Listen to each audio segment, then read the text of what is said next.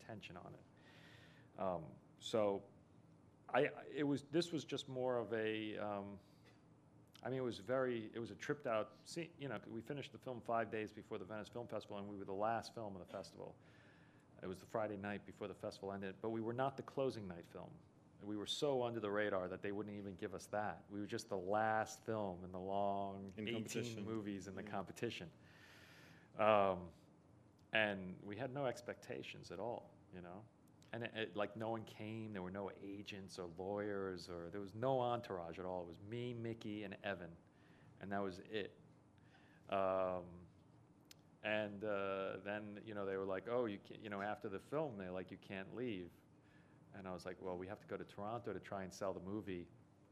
And they were like, no, you really can't leave. And I was like, we really can't leave, or we really can't leave? And they were like, no, you really can't leave. And it was an amazing day that Saturday, because, you know, it was just, we didn't know what exactly was coming. But I think it's always that way with films. Even with, you know, the Black Swan, the last film, you really don't know what you have until audiences really see it. Even when they test screen it.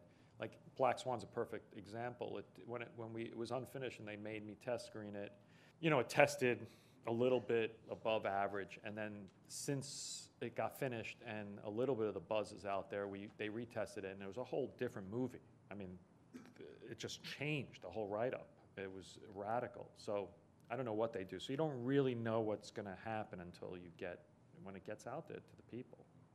There's lots of rumors attaching you to various big comic book movies, etc. Do you want to go into the large-scale Hollywood system at some point, dip in and out? I'd really like to make a movie where I'm not the only person in the room who wants to make the film. It would really be the 14, 15 months we, you know, spend struggling to figure out how to get the film to the starting line would be a nice thing to sort of move beyond. And it would be a really exciting thing to take on, you know, a product and just try to do it really well. But I just got to find the right situation to do that, the right project with the right cast, with the right studio and all that stuff. But I'd be very game to give it a shot. I think it would be an extremely different experience, but it'd be fun.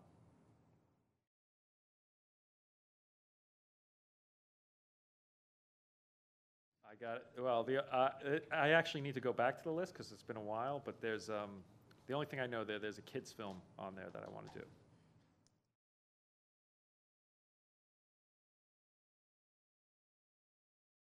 Cinematography, you know, every film we try to come up with a visual language that's going to work for the movie.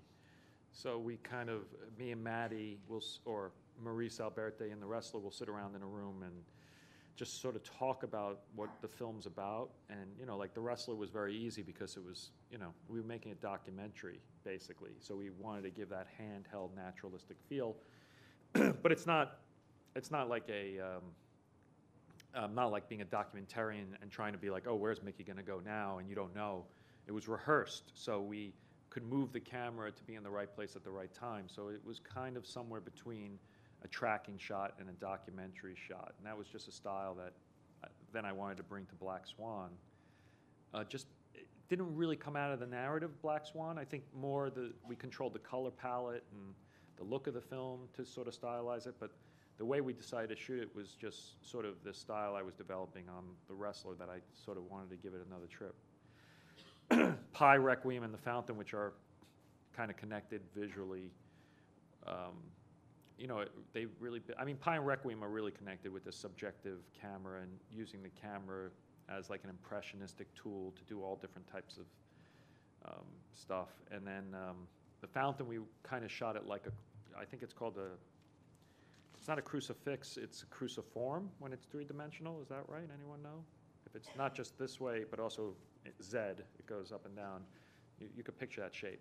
So that's how it's shot. The whole film is shot either above, sides, or like that. And that was just, we had all different types of reasons why it is. I go on forever, but it had to do with, you know, space and the way of looking at it. So I guess you just sort of come up with a visual style.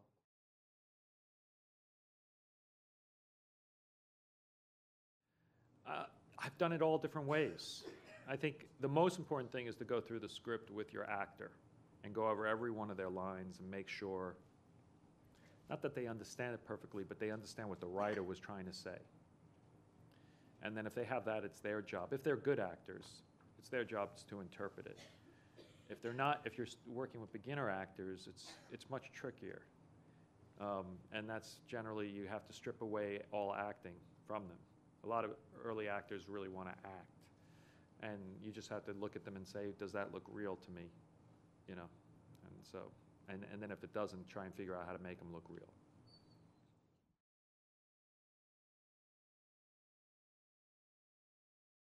Well, here's the truth.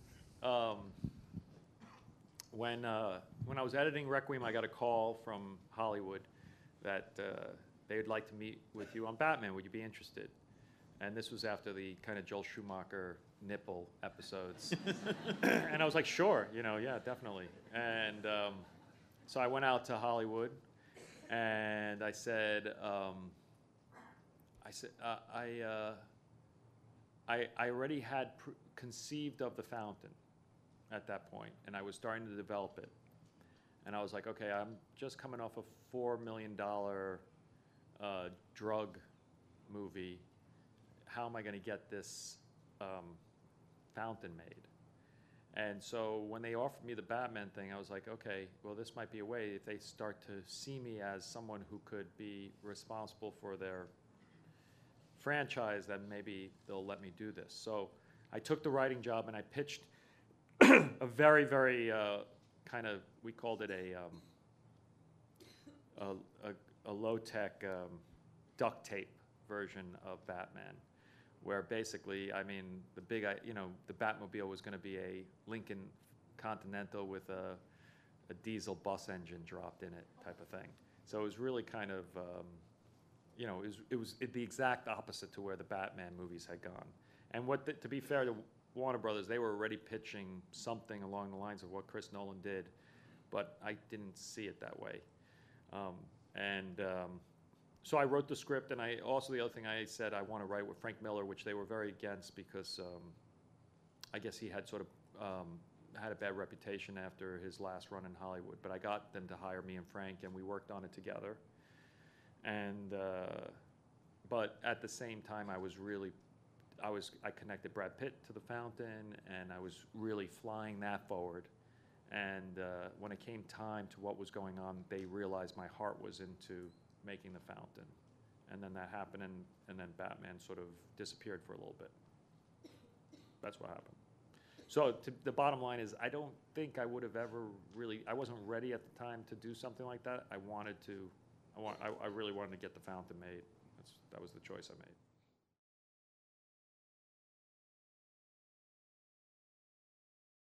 I wanted everyone to go to class and see what, I mean, because, it's amazing. Like, it's almost a fashion show at class because they're really very, very aware of what they're wearing and how they wear it, even though it's like ripped sweatpants and stuff. That hole is in the exact right place.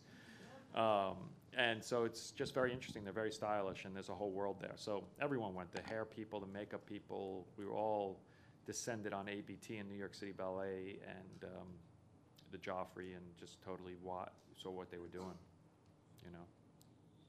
But you said it was quite difficult to penetrate the... By then, when the crew really got on, we had opened up the doors.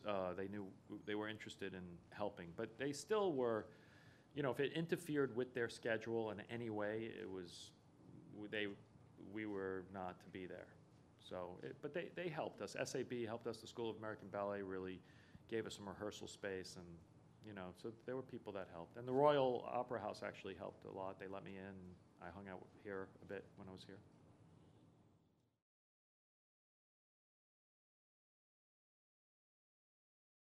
I mean, we made a lot of jokes while we were mixing the film that we should really do an iPod mix, because I do think that most people are going to be watching,